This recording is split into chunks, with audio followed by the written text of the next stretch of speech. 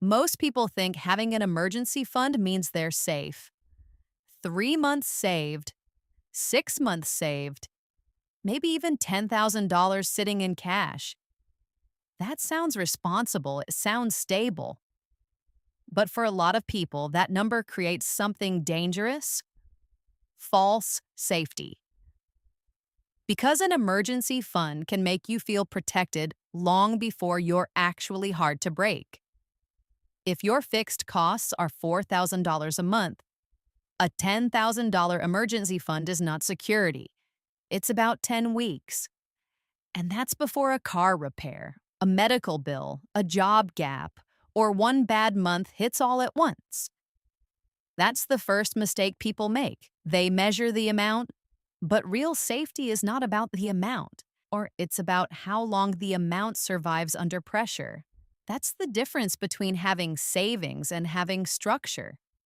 And that's why a lot of people with an emergency fund are still much more fragile than they look. Because real financial safety has three layers: cash, burn rate, and fragility. Most people only build the first one. If that kind of thinking is useful to you, subscribe. On this channel, we talk about what actually makes your financial life harder to break. Start with the first layer, cash. This is the number people obsess over because it feels clean. $5,000, $10,000, $15,000. It feels measurable, it feels like progress. And to be fair, it matters. If you have no cash buffer, every problem becomes personal. A repair feels like a crisis. A delay in income feels like an emergency. A bad week can reshape your whole month. So, yes, cash matters.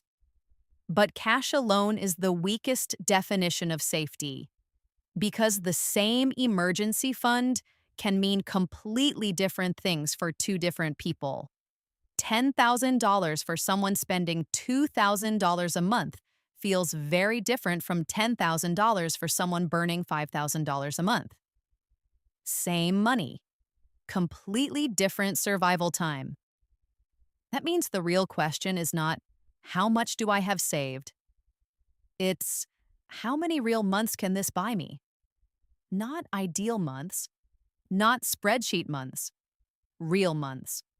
With rent, bills, debt payments, insurance, groceries, and whatever your life already costs before anything goes wrong. That brings us to the second layer: burn rate. Your burn rate is how fast your life consumes cash when income gets interrupted. And this is where emergency funds get exposed. Not because the money is fake, because the structure attached to the money is expensive. A lot of people do not have a savings problem. They have a burn problem. Their fixed costs are too high. Their financing is too heavy.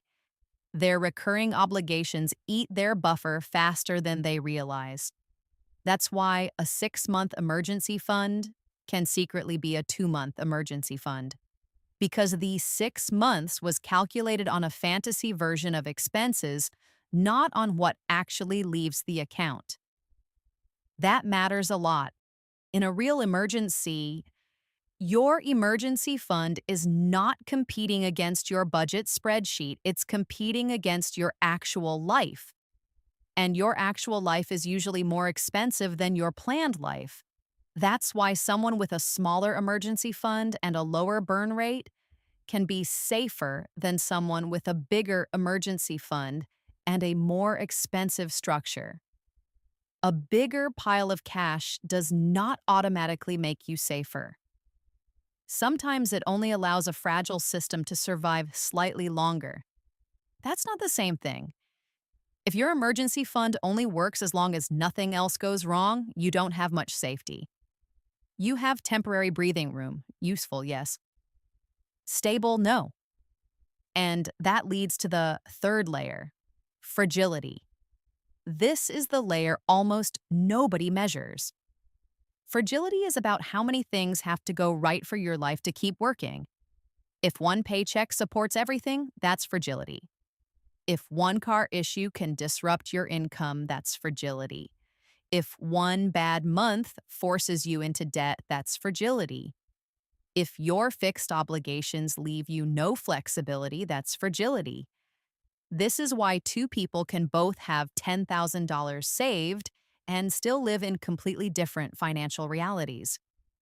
One person has low fixed costs, little debt pressure, flexible work, and time to recover.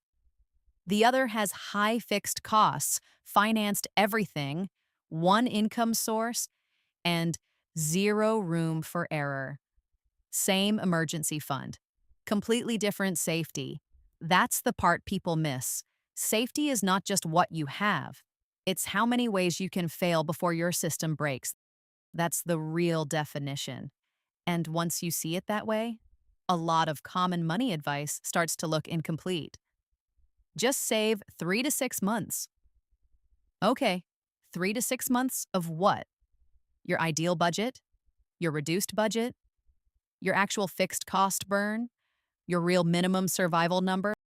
Those are not the same thing. And if you don't know the difference, the number can comfort you without protecting you. That's dangerous. Because fake safety changes behavior. It makes people relax too early. It makes them keep expensive obligations because they think the buffer is enough. It makes them believe they're stable when they're really just delayed from the next financial panic. That's why a lot of people build an emergency fund and still feel anxious, even when the number looks decent. Because somewhere in the background, they know the truth. They know the structure is still fragile. They know the runway is shorter than it looks. They know one disruption still changes everything. And that anxiety is not irrational, it's often accurate. So here's the fast self-check. If your income stopped today, how many real months could your cash cover? If one unexpected $2,000 hit landed this month, what percentage of your emergency fund disappears immediately?